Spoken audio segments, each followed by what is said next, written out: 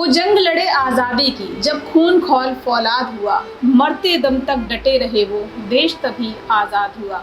नमस्कार, मैं हूँ स्मिता सिंह और बहुत बहुत स्वागत है आप सभी का देश रोजाना में। आप देख रहे हैं हमारी स्वतंत्रता दिवस स्पेशल सीरीज आज़ादी के अनसुने किस्से। तो चलिए आज की कड़ी में आपको आज़ादी के उन परवानों की गाथा बताते हैं जिनके बलिदान का कर्ज हम भारतवासी कभी नहीं उतार सकते। ये वो दीवाने थे जिन्होंने भरी जवानी में ही मातृभूमि के लिए अपने प्राणों को हंसते हंसते न्यौछावर कर दिया। आज हम आपको आज़ादी के इन्हीं 3 दीवानों की कहानी बताने वाले हैं जिन्होंने बिना कुछ सोचे सिर्फ इसलिए अपने प्राणों की आहुति दे दी कि देश के स्वतंत्रता आंदोलन में एक नई ऊर्जा का संचार किया जा सके। और हुआ भी कुछ ऐसा ही।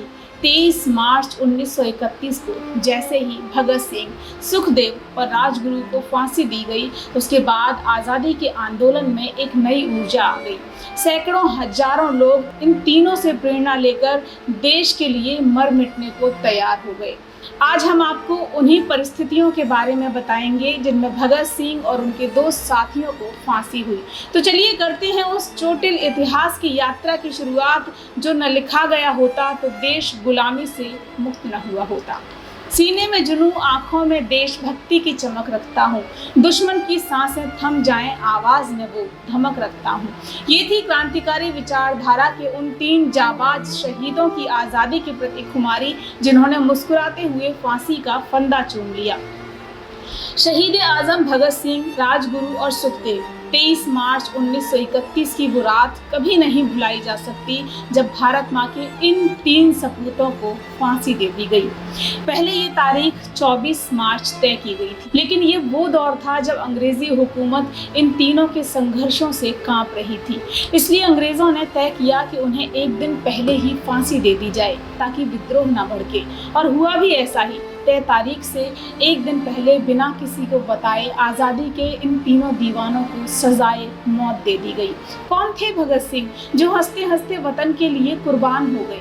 भगत सिंह का जन्म 27 सितंबर 1907 को लायरपुर जिले के बंगा में हुआ था जो पाकिस्तान का हिस्सा है।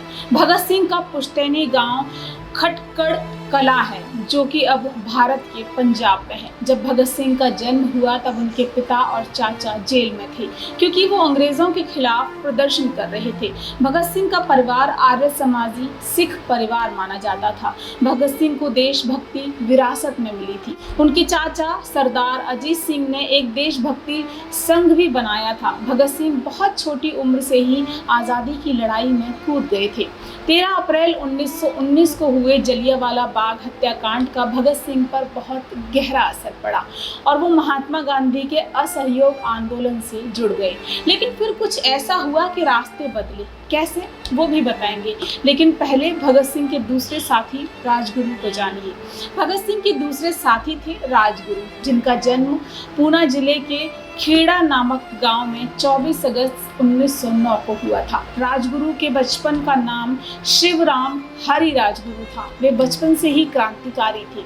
राजगुरु कुशाग्र बुद्धि थे। उनकी संस्कृत विषय में बहुत रुचि थी। उनके पिता नहीं थे। विधवा माँ उनके लिए पढ़ाई की ज्यादा व्यवस्था नहीं कर सकती थी, लेकिन संस्कृत पढ़ने की उनकी इतनी लगन थी कि एक रात वो घर से भागकर काशी बनारस चले गए। तब पढ़ाई के बाद वक्त मिलने पर वे अखाड़े में भी जाने लगे। वहाँ दोस्तों से अंग्रेजी हुकूमत के अत्याचार की बातें सुनकर उनका दिल भी कहने लगा कि हमें भी गुलामी से मुक्ति के लिए आज़ादी की जंग लड़नी चाहिए। और इस तरह स्वतंत्रता संग्राम में एक और सिपाही शामिल हुआ। भगत सिंह और राजगुरु के तीसरे दोस्त थे सुखदेव, जिनका जन्म 15 मई 1907 को पंजाब के लुधियाना में हुआ था। उनका परिवार पंजाबी हिंदू परिवार था। सुखदेव के बचपन में ही उनके पिताजी का देहांत हो चुका था। उनके चाचा ने ही उनका पालन पोषण किया था। सुखदेव ने बचपन से ही अंग्रेजों के अत्याचारों को देखा था, जिससे उन्हें क्रांतिकारी बनने का जुनून था। युवा क्रांतिकारी नेता सुखदेव एक बार लाहौर के नेशनल कॉलेज में युवाओं को प्रशिक्षण कराने के लिए गए, जहां उन्होंने भारत की समृद्ध विरासत के बारे में सुना। यहाँ उन्होंने युवाओं का एक संगठन नौजवान भारत सभा गठित किया और युवाओं को संगठित करने और सांप्रदायिकता के खिलाफ काम करने लगे। अब आगे की कहानी है कि भगत सिंह के साथ सुखदेव और राजगुरु के नाम कैसे जुड़े। तो भगत सिंह जब 12 साल के थे उस समय पंजाब के अमृतसर में जलियांवाला बाग की घटना हुई। भगत सिंह को जैसे ही इस घटना के बारे में पता चला वो अपने खेत से भागे भागे सीधे जलियांवाला बाग पहुंचे। हालांकि उस घटना ने पूरे देश को झकझोर दिया था, लेकिन भगत सिंह ने उसी घटना को देखकर आज़ादी के आंदोलन में शामिल होने का फैसला लिया। उन दिनों देश में गांधी जी का असहयोग आंदोलन चल रहा था, तो ऐसे में वो भी इससे जुड़ गए। लेकिन चौरी चौरा की घटना के बाद गांधी जी ने जैसे ही असहयोग आंदोलन को वापस लेने का निर्णय लिया, कई अन्य क्रांतिकारियों की तरह भगत सिंह भी बहुत निराश हुए। इसके बाद उन्होंने गांधी जी के अहिंसा के मार्ग की बजाय अपने रास्ते से आज़ादी का संघर्ष करने का फैसला लिया और वो चंद्रशेखर आज़ाद, सुखदेव, राजगुरु और बटुकेश्वर दत्त जैसे लोगों के संपर्क में आए। उनके विचार काफ़ी मिलते जुलते थे जो भगत सिंह जैसे थे। लेकिन तभी 4 जनवरी को काकोरी कांड में शामिल क्रांतिकारियों को फांसी की सजा सुना दी गई। इस घटना ने भगत सिंह को हिला कर रख दिया, जिसके बाद उन्होंने अपनी पार्टी हिंदुस्तान नौजवान सभा का हिंदुस्तान रिपब्लिक एसोसिएशन में विलय कर दिया और उसे एक नया नाम दिया, हिंदुस्तान सोशलिस्ट रिपब्लिकन एसोसिएशन। इसके बाद 1928 में साइमन कमीशन के विरोध के दौरान लाला लाजपत राय की शहादत ने भी भगत सिंह को अंदर तक तोड़ दिया और उन्होंने अंग्रेज पुलिस अधिकारी स्कॉट को मारने की ठानी। फिर भगत सिंह, चंद्रशेखर और राजगुरु ने एक दिन स्कॉट की हत्या कर दी। भगत सिंह का संघर्ष हर गुजरते दिन के साथ आगे बढ़ रहा था, लेकिन तभी भगत सिंह ने तय किया कि अब गूंगे अंग्रेजों को जगाने का वक्त आ गया है। इसके लिए उन्होंने सेंट्रल असेंबली में बम फेंकने की योजना बनाई और तय किया कि इस बार वो भागेंगे नहीं बल्कि अपनी गिरफ्तारी देंगे और अंग्रेजों को अपने मकसद के बारे में बताएंगे। साथ ही ये भी तय हुआ कि बम ऐसी जगह पर फेंका जाएगा जिससे किसी को नुकसान न हो। आखिरकार 8 अप्रैल 1929 को हुई सेंट्रल असेंबली में ऐसी जगह पर बम फेंक दिया गया जहां कोई नहीं था। फिर इंकलाब जिंदाबाद के नारे लगाते हुए भगत सिंह और उनके साथियों ने अपनी गिरफ्तारी दी। जेल में भगत सिंह ने लगभग 2 साल गुजारे। उन दिनों उन्होंने कई क्रांतिकारी विचार वाले लेख लिखे, अपने रिश्तेदारों को खत भी लिखे। उनका मकसद था कि सभी ये याद रखें कि अब हमें अपने देश को गुलामी से आज़ाद कराना ही है। खूब पढ़ाई भी की। जेल में भगत सिंह ने 1931 में इंग्लिश में भी एक लेख लिखा था जिसका शीर्षक था मैं क्यों नास्तिक हूँ। उनका ये लेख 27 सितंबर 1931 को लाहौर के अखबार द पीपल में प्रकाशित भी किया गया। ये लेख भगत सिंह के लेखन के सबसे चर्चित हिस्सों में से एक माना जाता है। खैर, जेल में रहते हुए भगत सिंह और उनके साथियों ने 64 दिनों तक भूख हड़ताल की। इस भूख हड़ताल से उनके साथी यतीन्द्र नाथ की मौत हो गई। 7 अक्टूबर 1930 को कोर्ट द्वारा 68 पन्नों का एक फैसला आया जिसमें भगत सिंह, राजगुरु और सुखदेव को फांसी की सज़ा सुनाई गई।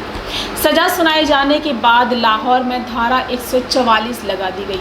बाद में प्रिवी परिषद में फांसी पर रोक के लिए अपील भी की गई, लेकिन ये अपील 10 जनवरी 1931 को रद्द कर दी गई। फिर कांग्रेस के उस समय के अध्यक्ष पंडित मदन मोहन मालवीय ने वायसराय के सामने 14 फरवरी 1931 को सज़ा पर माफ़ी की याचिका भी दायर की। उसके बाद भी सभी ने उनकी माफ़ी की मांग की, लेकिन खुद भगत सिंह नहीं चाहते थे कि उन्हें माफ़ी मिले और उनकी फांसी रुक जाए।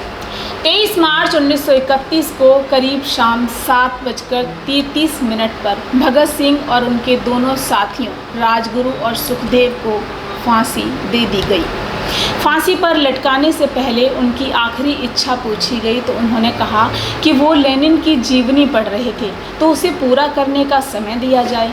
ये भी कहा जाता है कि जब जेल अधिकारियों ने उन्हें ये कहा कि फांसी पर जाने का समय आ गया है तो वो बोले ठहरिए, पहले एक क्रांतिकारी दूसरे से मिल तो ले, और फिर मिनट बाद अपनी किताब को छत की तरफ उछालते हुए बोले ठीक है अब चलो।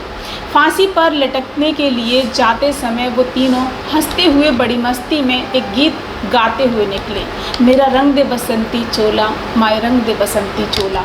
और इस तरह भारत माता के जाबाज सपूत हमेशा के लिए इस दुनिया को अलविदा कह गई, लेकिन सभी को एक पाठ सिखा गई कि मातृभूमि की रक्षा के लिए मर मिटना ही जीवन का लक्ष्य होता है।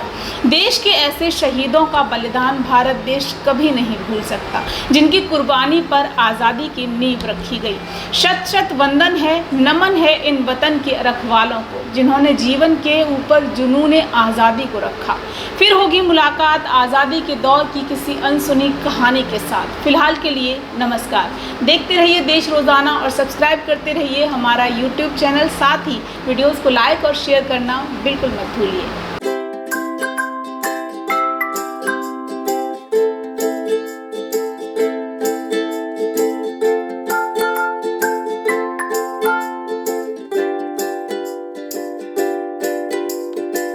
हमारे साथ जुड़े रहने के लिए देखते रहिए देश रोजाना का YouTube चैनल। सब्सक्राइब कीजिए, साथ ही देश रोजाना की खबरें सबसे पहले देखने के लिए प्रेस कीजिए बेल आइकन।